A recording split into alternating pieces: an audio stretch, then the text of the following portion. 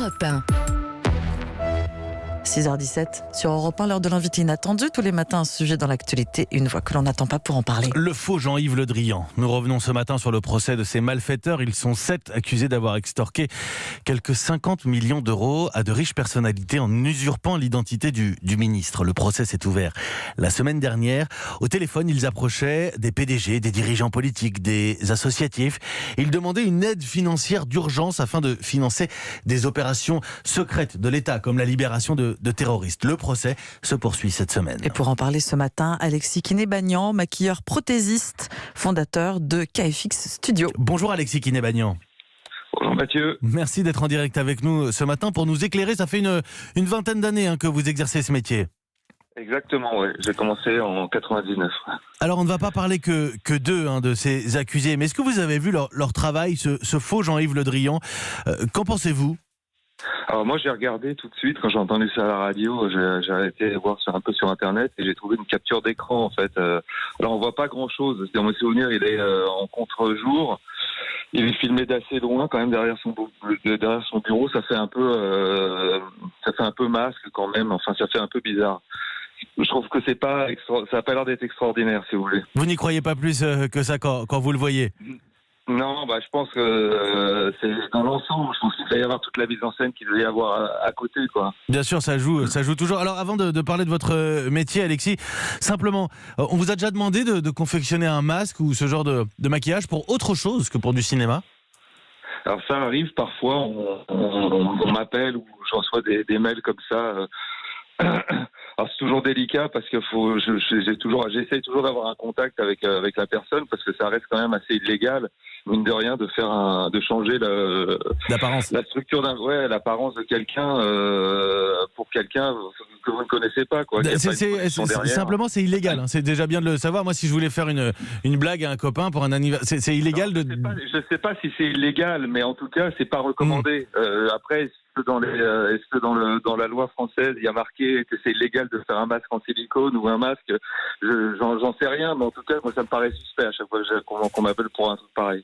Et ça arrive donc, c'est ce que je comprends, Alexis Kiné-Bagnan. J'ai déjà reçu des mails comme ça ou des appels pour ce genre de trucs. Alors avant de penser à votre métier, moi le premier réflexe que j'ai eu en découvrant cette affaire, c'était de penser à Mission Impossible. Dans chaque épisode, on avait un masque comme ça qui était confectionné. La fabrication de faux visages dans lesquels on pourrait se fondre, c'est aussi simple que ça? Vous pouvez me faire ressembler à n'importe qui? Non, c'est impossible en fait. C'est à moins de trouver quelqu'un qui a vraiment les structures du visage.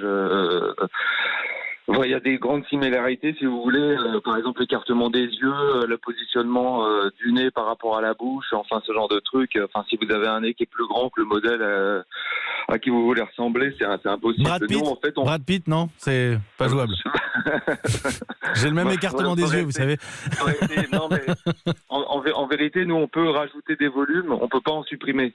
Donc ça veut dire que si on veut faire un nez fin sur un grand nez, on est obligé de tout augmenter. Mais ça veut dire que vous allez avoir les yeux plus profonds en fait.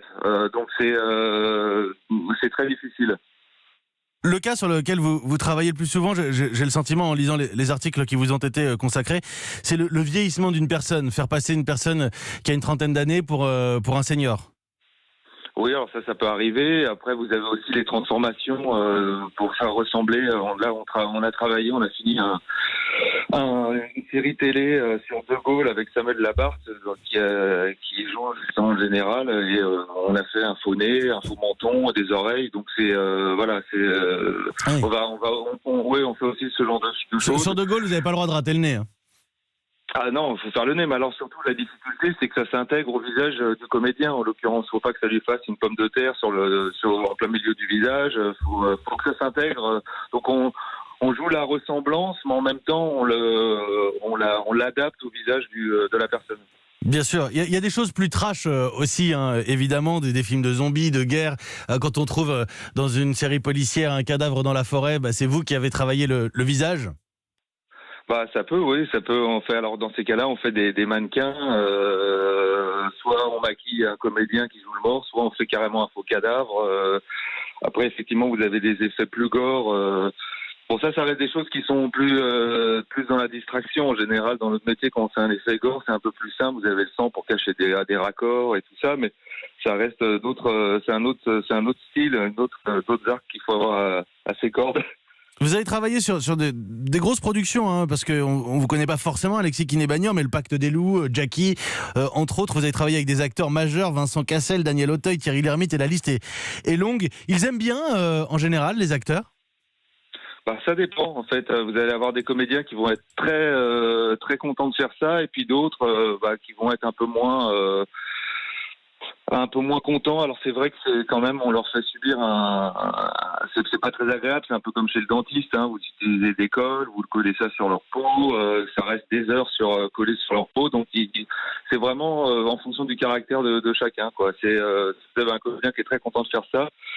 C'est pénible, mais il va supporter le truc. Parce qu'en plus de ça, c'est long quand même. Hein. C'est-à-dire que là aussi, avec le Drian, c'est que voilà, je pense que c'est vraiment un masque, parce que un maquillage comme ça, c'est peut-être 4-5 heures avec 2 personnes, voilà, sur le modèle. On est un Donc, peu...